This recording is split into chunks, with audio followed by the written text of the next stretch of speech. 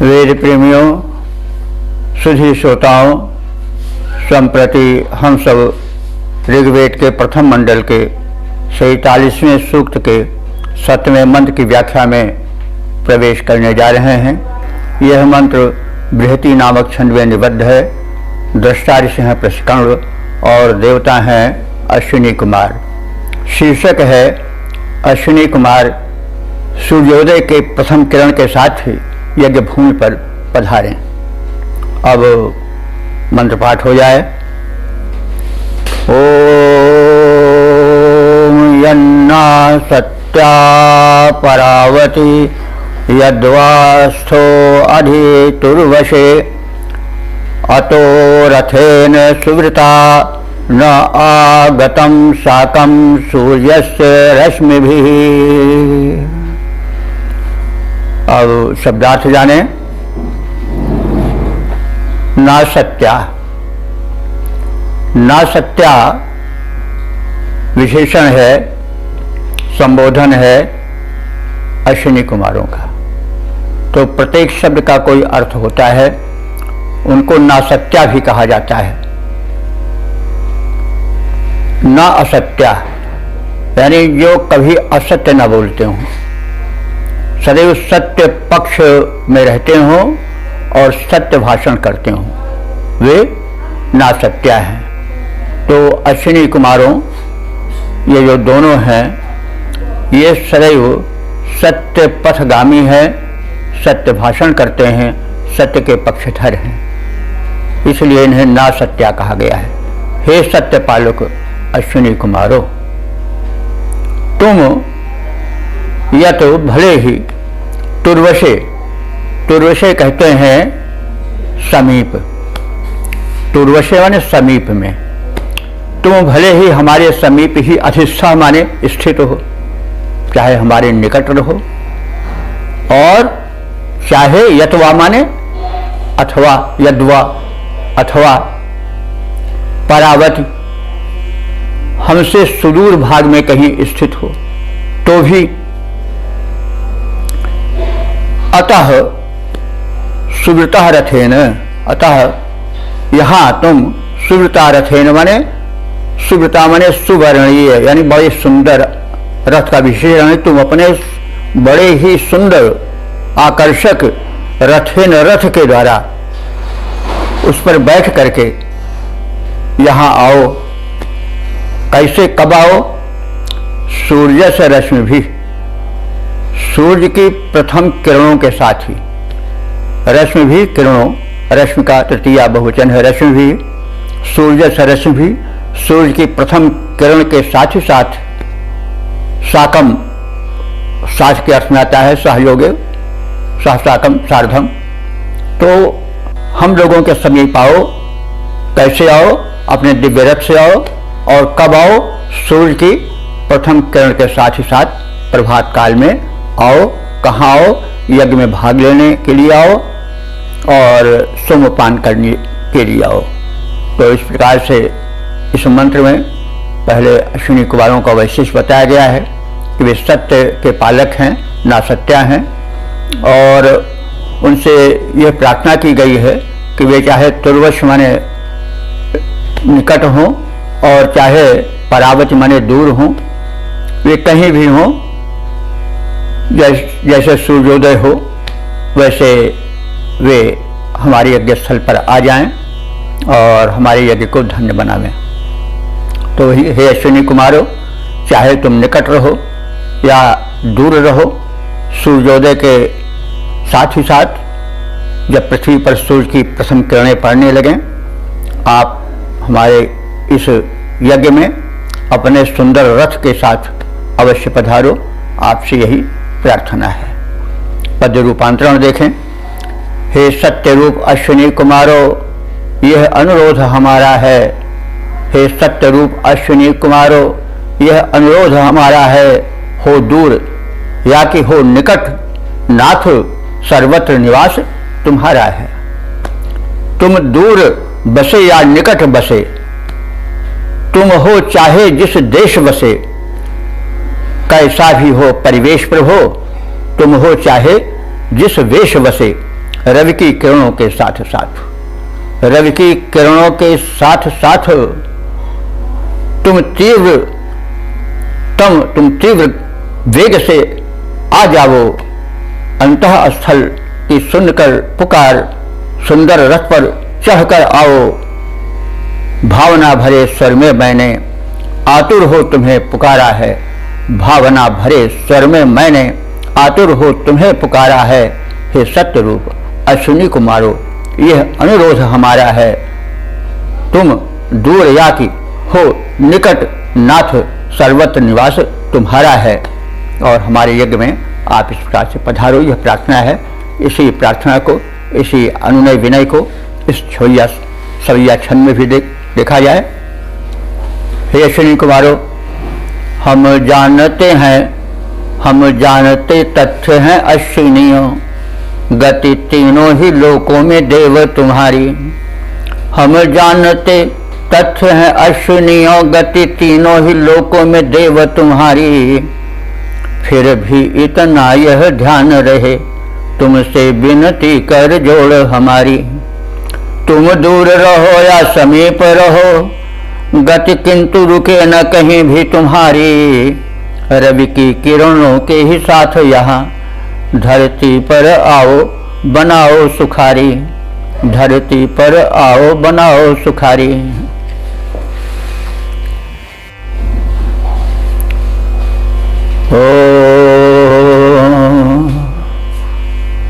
वेद प्रेमियों, सुधी श्रोताओं, संप्रति हम सब ऋग्वेद के प्रथम मंडल के 47वें सूक्त के 8वें मंत्र की व्याख्या में प्रवेश करने जा रहे हैं। यह मंत्र बृहति नामक छंद में निबद्ध है। दृष्टा ऋषि हैं प्रशकर्ण और देवता हैं अश्विनी कुमार। शीर्षक है अश्विनी कुमारों का यज्ञ स्थल पर आवाहन। तो अब प्रथम मंत्र पाठ हो जाए। ओम अर्वांचा वाम सप्तयो ध्वरश्रियो वहन्तु सवने दुपो, इशं पृञ्चन्ता सुकृते सुदानव आवरिहि सीदतं नरा। शब्दार्थ जाने। नरा, नरा नर का द्विवचन है। तो नर का अर्थ होता है नेतृत्व करने वाले। नृ धातु से नरा बना है, द्विवचन है। तो हे नेतृत्व करने वाले यानी नेताओं। तो नेता वो होता है जो नेतृत्व करता है, और नेतृत्व कौन करता है? जो आगे चलने के गुण से युक्त हो, यानी तद विषय पूर्ण रूप से जाता हो। तो अश्विनी कुमार स्वास्थ्य के प्रदाता हैं, स्वास्थ्य धन को देने वाले हैं, इसलिए इस प्रसंग में वे नेतृत्व करने वाले हैं, इसलिए उनको नेता कहा गया है। तो हे नरा, हे नेतृत्व स्थानीय तुम दोनों देवों अश्विनी कुमारों, अध्वरश्रिय सप्तया। अब यहाँ पर उनके अश्वों का वैशिष्ट्य बताया जा रहा है कि हे देवो, तुम्हारे जो सप्तया हैं, सप्त माने घोड़ा भी होता है, ये जानिए। तो सप्त का बहुवचन है सप्तया। तो आपके जो घोड़े हैं, अश्व हैं, जो आपके रथ को खींचते हैं, वे कैसे हैं? अध्वरश्रिय। अध्वर कहते हैं अहिंसक यज्ञ को। श्रिय माने शोभा। वे तुम्हारे घोड़े अध्वरश्रिय हैं, यानी अहिंसक यज्ञ की शोभा है। और वे क्या करें?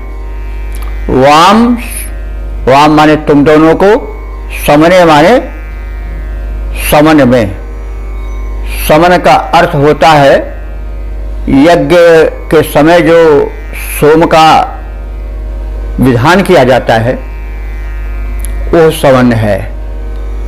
तो सवन यज्ञ के अनुष्ठान को कह सकते हैं। तो त्रिसवण होता है, आप सब जानते होंगे कि यज्ञ प्रातः, मध्याह्न और सायंकाल इन 3 कालों में होता है।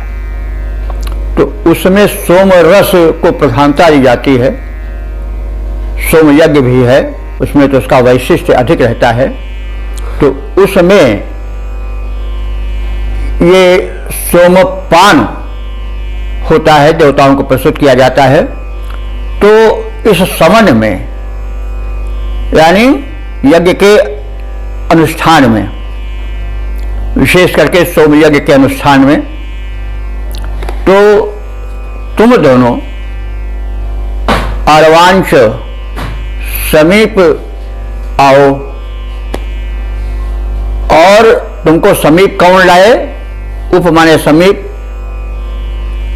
वाहन तुम्हारे ढोकर लाए, खींच कर लाए। कौन? ये जो 7 तुम्हारे सुशोभन अश्व हैं। मतलब हम लोग सोम यज्ञ कर रहे हैं, अनुष्ठान कर रहे हैं, तुम्हारे घोड़े बड़े सुंदर हैं, वे अध्वर्यश्रीय हैं, उनके आने से यज्ञ की शोभा बढ़ जाती है।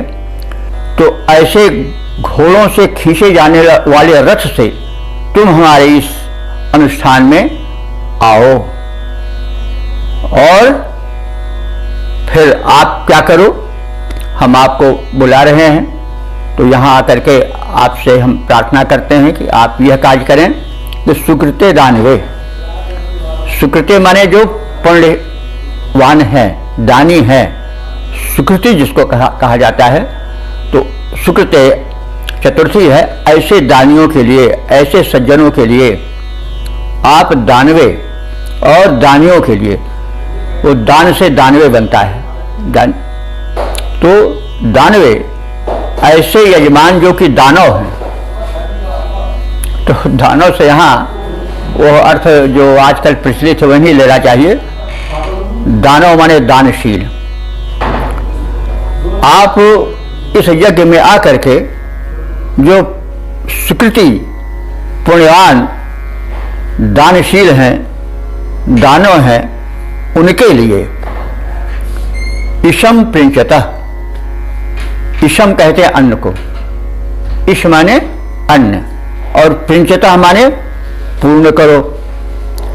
उनके लिए अन्न मतलब खाद्यान्न सब आ जाएगा। अन्न में जितना है, अन्न की कई कोटियां गिनाई गई हैं। कुछ अन्न खाद्य होते हैं जो चबा कर खाए जाते हैं, कुछ पेय होते हैं पी करके शरीर में पहुंचाए जाते हैं, कुछ लेह होते हैं जिनको चाटा जाता है, चटनी के नुमा होते हैं। और तो इस तरह से चोष्य, कुछ चोष्य होते हैं, चोष्य माने चूसे जाते हैं जैसे आम वगैरह। तो ये सब खाद्यान्न है जो खाए जाते हैं, खाद्य हैं। लेह हैं, चाटे जाने वाले हैं चटनी याद की तरह। चोष्य हैं, चूसे जाने वाले हैं। पेय दुग्ध की तरह पिए जाने वाले हैं, सब खाद्यान्न है और ये सब अन्न ही है। अन्न आज रूढ़ हो गया है केवल अनाज के लिए, लेकिन ऐसी बात नहीं है। अन्न के अंतर्गत समस्त खाद्य सामग्रियां आ जाती हैं। तो इस तरह से आप यहाँ आकर के हम उपासकों को, और विशेष करके जो दानशील उपासक हैं, उनको इस अन्न को प्रदान करो, पंचता पूर्ण करो। और आपसे प्रार्थना है कि वर्हि आशीदतम। वर्हि कहते हैं कुशासन को। कुशासन बड़ा पवित्र माना गया है। कुत्सितम समयति इति कुशासन। तो आप कुशासन का मतलब हुआ कुश के बने हुए आसन पर, चटाई आदि पर। आशीदतम माने बैठ जाओ। ये द्विवचन की क्रियाएं हैं क्योंकि अश्विनी कुमार 2 रहते हैं। तो आशीदतम माने तुम दोनों बैठ जाओ। कहाँ बैठ जाओ? कुश की बनी हुई चटाई या आसन पर। तो इस प्रकार से इस मंत्र का भावार्थ हुआ कि हे नेतृत्व गुण संपन्न अश्विनी कुमारों, तुम्हारे घोड़े शोभन हैं और वे हमारी यज्ञ की शोभा बढ़ाने वाले हैं, तुम्हारे रथ को खींचने वाले हैं। उन्हीं के द्वारा खींचे गए रथ पर तुम हमारे इस कर्म क्षेत्र में, यज्ञ भूमि में, जहाँ सोम यज्ञ का अनुष्ठान हो रहा है, वहाँ आओ और यहाँ आकर के ऐसे यजमानों को जो शुभ दान देते हैं, उत्तम दान देते हैं, जो पुण्यवान हैं, उनको तुम धन धान्य से समृद्ध करो और कुशासन पर आसीन हो जाओ। तो यह अर्थ हुआ। अब पद रूपांतरण देख लें। अश्विनी कुमारो तुम दोनों नेतृत्व सद्गुणों का करते, नेतृत्व सद्गुणों का करते, तेरे घोड़े मख की शोभा जो हृदय सभी का है हरते। है सोम यज्ञ हो रहा दिव्य, है सोम यज्ञ हो रहा दिव्य, शोभन अश्वों पर चढ़ आओ, सुकृति दानी यजमानों को संपन्न अन्न से भर जाओ। तुम विषय कुशासन पर बैठो, तुम विषय कुशासन पर बैठो, हम ध्यान तुम्हारा है धरते। अश्विनी कुमारो तुम दोनों नेतृत्व सद्गुणों का करते, तेरे घोड़े मख की शोभा जो हृदय हमारा है हरते। अब इसी को हम सवैया छंद में देख लें।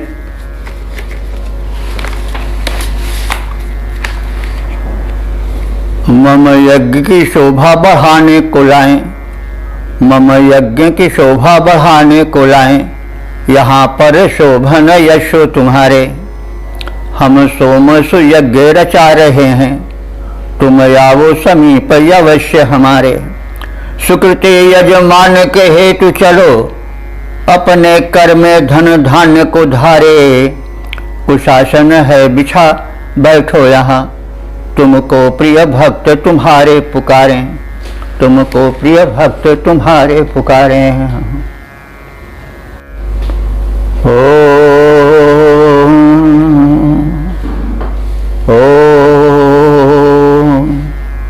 वेद प्रेमियों, सुधे श्रोताओं, संप्रति हम सब ऋग्वेद के प्रथम मंडल के 47वें सूक्त के 9वें मंत्र की व्याख्या में प्रवेश करने जा रहे हैं। यह मंत्र बृहति नामक छंद में निबद्ध है। मंत्र दृष्टा ऋषि है प्रशकण्व और देवता हैं अश्विनी कुमार। शीर्षक है सोमपानार्थ, अश्विनी कुमारों का आमंत्रण। अब मंत्र पाठ हो जाए। ओम तेन ना सत्यागतं रथेन सूर्यत्वचा, येन शश्वद्रुहथूर्दाशुषे वसुमध्व सोमस्य पीते। ओम तेन न सत्यागतं रथेन सूर्यत्वचा, येन शश्वदुहथूर्दाशुषे वसुमध्व सोमस्य पीते। शब्दार्थ जाने।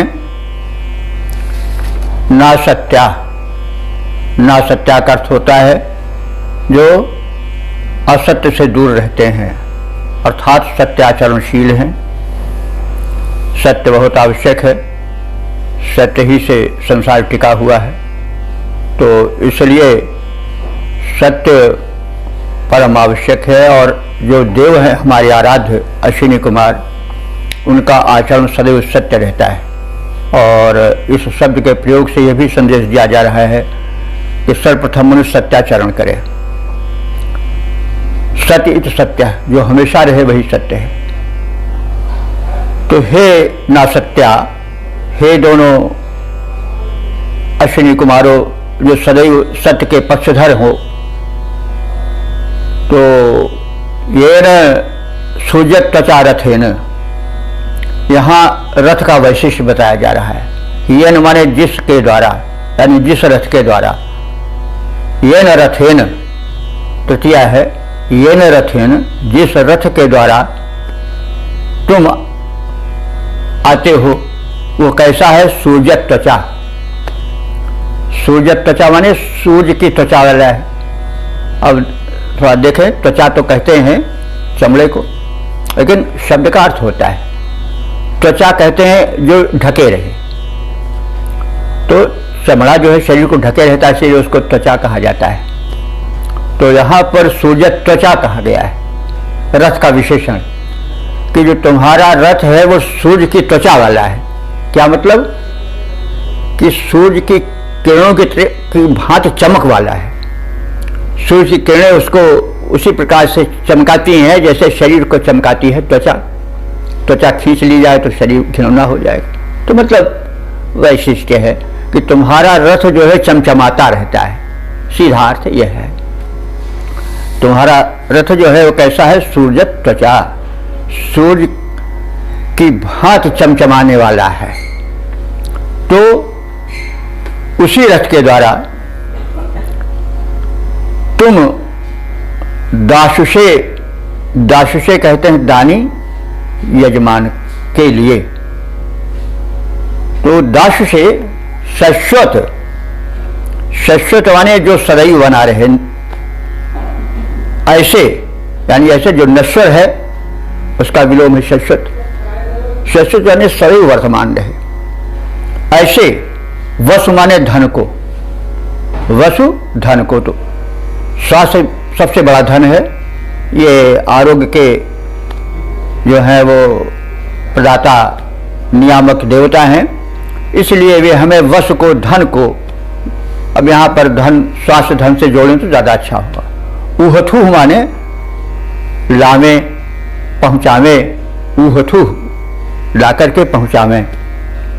तो तेन रथ, उसी रथ के द्वारा, और फिर तेन रथेन माने उसी रथ के द्वारा मध्वा सोमस्य पीठे, मधुर सोम के पान के लिए। सोम आप जानते हैं कि पेय है, पोषक है, और मध्वा उसी का विशेषण है। मधु माने मधुर, और मध्वा जो माधुर्य से युक्त हो। तो माधुर्य से भरे हुए सोम रस के पीते माने पान के प्रयोजन से तुम आगतम, तुम दोनों आगतम माने हमारे इस यज्ञ में, हमारे इस कर्म क्षेत्र में अवतरित हो, आ जाओ। तो यह कहा गया है इस मंत्र में कि जो आप दोनों अश्विनी कुमार हो, वो सदैव सत्य का सदाचरण करने वाले हो, सत्य के पक्षधर हो, और तुम्हारा रथ बड़ा दिव्य है, सूर्य के किरणों के समान चमचमाता रहता है। तो उसी रथ से आप पधारो हमारी यज्ञ की शोभा बढ़ाने के लिए, और उससे तुम जो यानी जो दानी यजमान हैं उनके लिए शाश्वत माने जो सदा टिका रहे, ऐसे धन को प्रदान करो। धन तो बहुत हैं, जो धन्य बना दे वो धन है, लेकिन यहाँ पर वैद्य हैं इसलिए स्वास्थ्य धन को विशेष रूप से प्रदान करें। और उसी रथ से आकर के जिसकी विशेषता बताई गई है, वह यहाँ पर इस यज्ञ में, अनुष्ठान में जो नैवेद्य के रूप में मधुर सोमरस प्रस्तुत किया गया है, जो पोषक है और भक्ति रस का सूचक है, उसको आकर के तुम दोनों पान करो, सेवन करो। तो इस प्रकार से हम शब्दार्थ और भावार्थ देख लेने के पश्चात अब इसके पद रूपांतरण पर दृष्टि डालें। हे अश्विनी कुमार, हे अश्विनी कुमारो, सत्य का पालन करने वाले, सत्य भाव से पाप पंक प्रक्षालन करने वाले, सत्य भाव से पाप पंक प्रक्षालन करने वाले, भानु समान भास्वर रथ में, भानु समान भास्वर रथ से तुम आते जाते दाता हविदाता को देने धन भर कर लाते, उसी परम सुंदर रथ से, उसी परम सुंदर रथ से तुम यज्ञ भूमि पर आओ, उसी परम सुंदर रथ से तुम यज्ञ भूमि पर आओ। प्रस्तुत सुंदर सोम सरस आ करके तुम पी जाओ। तुमको करो, हमको करो कृतार्थ, हे देव हमको करो कृतार्थ। सत्य संचालन करने वाले, हे अश्विनी कुमारों, सत्य का पालन करने वाले, सत्य भाव से पाप पंक प्रक्षालन करने वाले। अब इसका हम सविया रूप भी देख लें। रहते हो असत्य से दूर, इसीलिए ना सत्या तुम देव कहाते। रथ सूर्य समान है कांति भरे, जिससे तुम देव समीप हो आते। अब आओ उसी रथ से इस यज्ञ में, सादर देव तुम्हें है बुलाते। तुम दानियों को धन धान्य दिया करते, उनको धनवान बनाते, उनको धनवान बनाते। ओ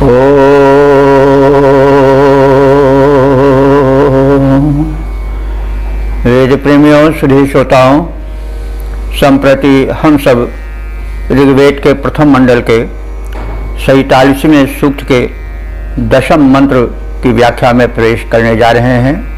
यह मंत्र इस सूक्त का अंतिम मंत्र है। इसके दृष्टा ऋषि हैं प्रस्कण और छंद है बृहति, देवता हैं अश्विनी कुमार, शीर्षक है सोमपान और सुरक्षा हेतु अश्विनी कुमारों का आमंत्रण। अब मंत्र पाठ हो जाए।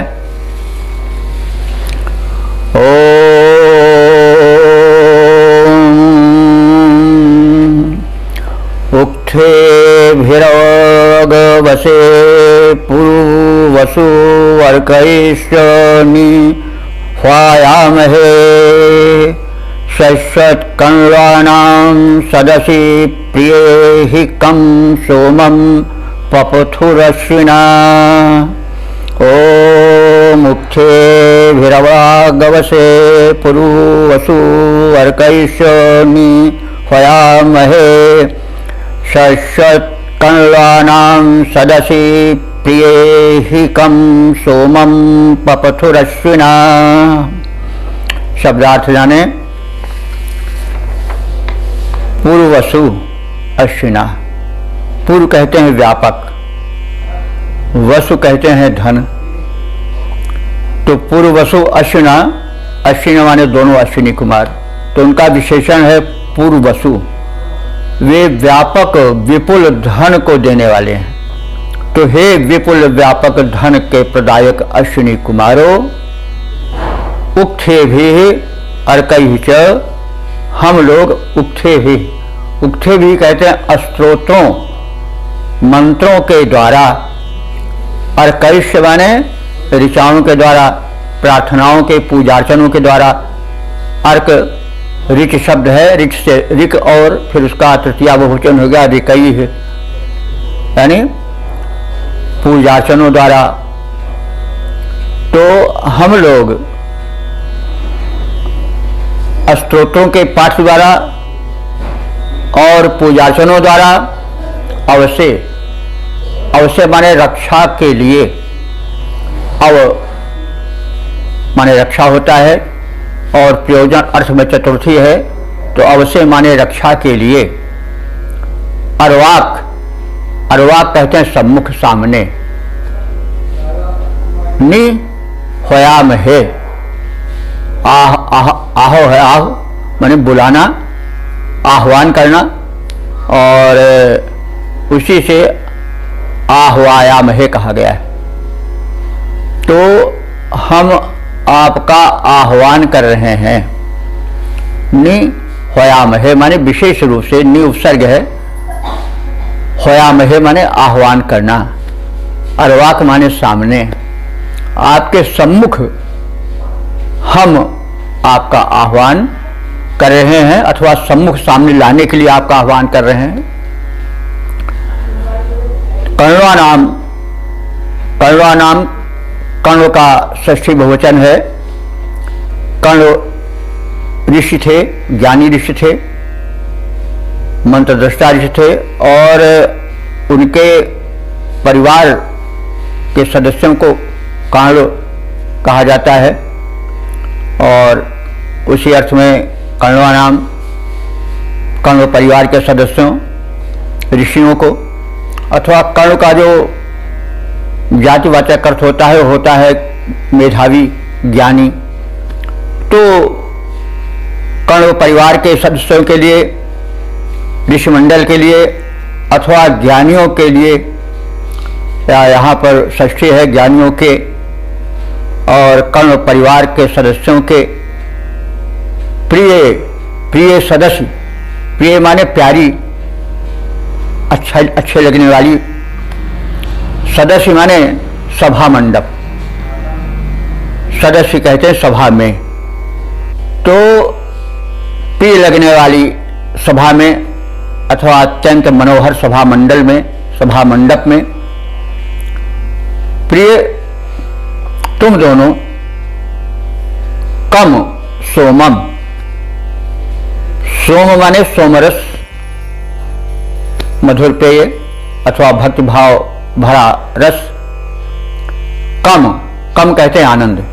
यहाँ पर कम जो है वो विशेषण है सोम का। का शब्द आप सब जानते हैं, का माने आनंद भी होता है। एक अक्षरी शब्दकोश में का माने आनंद होता है।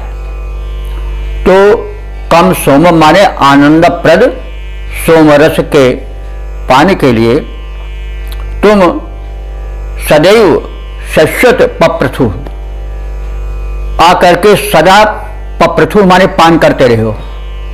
मतलब कि आप दोनों कर्णों की सभा में आते रहे हो, उस सभा मंडप में विराजमान होते रहे हो और सदैव मधुपान करते आ रहे हो। मधुपान का मतलब हुआ मधुर सोमपान करते आ रहे हो।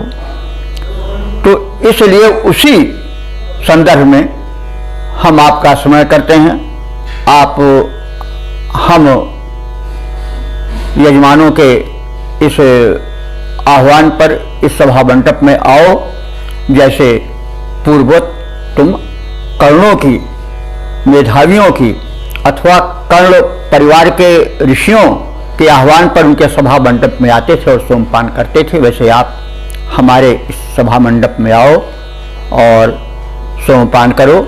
आप पूर्वसु हो, यानी व्यापक रूप से धन धान्य प्रदान करने वाले हो, रत्न के प्रदाता हो, और हम तुम्हारा उपक्षय भी अर्चकई माने स्तोत्रों द्वारा और पूजार्चन संबंधी विशिष्ट मंत्रों द्वारा अपने रक्षा के प्रयोजन से आह्वान करते हैं।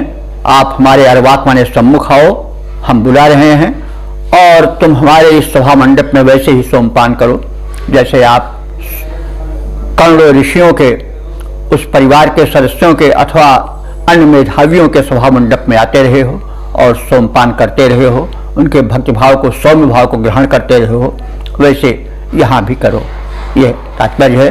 तो हे विपुल धनवान अश्विनी कुमारों, अपनी रक्षा के निमित्त स्तोत्रों और पूजार्चन द्वारा हम आपका अपनी ओर अपने सभा मंडप पे आने हेतु आवाहन करते हैं। तुमने पहले भी आगमन किया था कर्णपुत्रों के अथवा मेधावी पुरुषों के सभा मंडप में और वहाँ सोमपान किया था, और जो आनंदप्रद होता है उसी प्रकार से इस आनंदप्रद सोम का हमारे आह्वान पर हमारे सभा मंडप में भी पान करो। तो इसका जो होगा वो पद रूपांतरण इस प्रकार से, वैभवान महान तुम्हारी संपत्ति सारी, वैभवान महान तुम्हारी संपत्ति सारी, स्तोत्रों से करें सदा अर्चना तुम्हारी। कर्णसुतों की स्तुतियों पर तुमने ध्यान दिया, उनके मंडप मध्य सोम का सुमधुर पान किया, मधुभावों का मधुर सोम पी रक्षा करो हमारी। मैं सेवक हूँ, नाथ सकल संपदा तुम्हारी।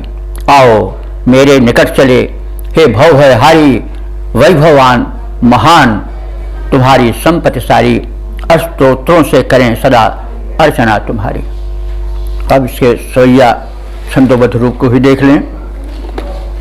धन धान्य भरे तुम अश्विनियों, धन धान्य भरे तुम अश्विनियों, तुमको अपने हम पास बुलाते, सब भांति से रक्षा हमारी करो, स्तोत्र तुम्हें इस हेतु सुनाते।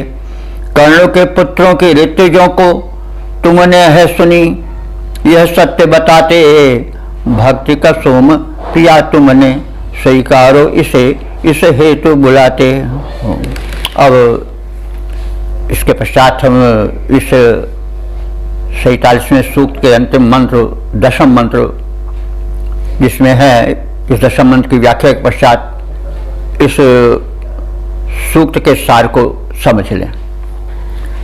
यह जो सूक्त है इसमें 10 मंत्र हैं जो व्याख्यायित हुए हैं, और अब तक जो मंत्र व्याख्यायित हो चुके हैं उनकी संख्या 566 हो चुकी है।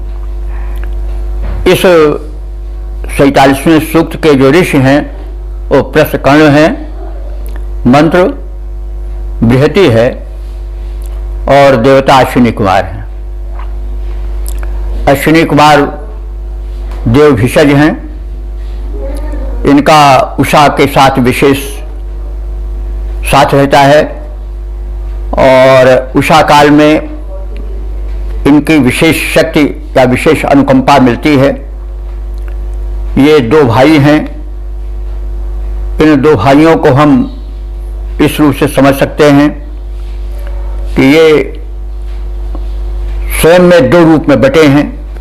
एक रूप इनका है स्वास्थ्य के नियमों को बताना, जैसे प्रातः काल उठना, प्रातः स्नान और जलपान, शीतल जल पीना, यह स्वास्थ्य के लिए बड़ा अच्छा होता है। हमारे इस अंग्रेजी पद्धति में तो नहीं बताई जाती होगी, लेकिन हमने सुश्रुतादि संहिताओं को पढ़ा तो उसमें प्रथम वैद्य के कर्तव्य दिए हुए हैं, फिर उसके बाद कैसा जीवन बिताना चाहिए यह दिया गया है। प्रातः स्मरण, प्रातः काल उठा जाए और भगवत का स्मरण किया जाए, फिर उसके पश्चात स्नान आदि और शीतल जल पान किया जाए। प्रथम उदर में जो संपर्क हो जल का हो, आज की तरह जो खाद्य पदार्थ हैं, लोग चाय नमकीन समोसा आदि का ग्रहण करते हैं, ये निषेध है, ऐसा नहीं होना चाहिए। तो कहने के मतलब कि अश्विनी कुमारों का व्यक्तित्व जो 2 रूप में बटा है, जो एक ही रथ पर चलते हैं, यानी एक ही शरीर में है, लेकिन उनका व्यक्तित्व 2 हो गया है। एक है जो जीवन शैली को बताते हैं, खान पान को बताते हैं, दूसरे यदि रोग हो गया किसी कारण से तो उसका उपचार करते हैं। यही 2 रूप उनका है और यही 2 भाइयों का होना और एक ही रथ पर चलने का तात्पर्य यही है। और इसमें उनके रथ का वैशिष्ट्य बताया गया है, उसी के साथ शरीर का वैशिष्ट्य है कि उसमें 3 बंधन हैं और 3 कंगूरे हैं। तो 3 कंगूरे जो हैं वो वात पित्त कफ हैं। वात पित्त कफ ये 5 तत्वों का जो है वो प्रतिनिधित्व करते हैं। शरीर 5 तत्व से बना है, नहीं, जल क्षेत्र पावक गगन समीरा। तो वात तत्व, जो वात है उसमें वायु है, प्राण है, तो वात में प्राण है, नहीं, प्राण शक्ति ऑक्सीजन, तो उसी से प्राणायाम किया जाता है और प्राणायाम से शरीर को प्राण मिलता है, नवीन चेतना मिलती है। हरिशरण सिद्धांतालंकार जी ने अश्विनी कुमारों को जो वायु हैं, प्राण वायु और समान वायु, इनसे जोड़ा है और कहा है कि इनके सेवन से कल्याण होता है।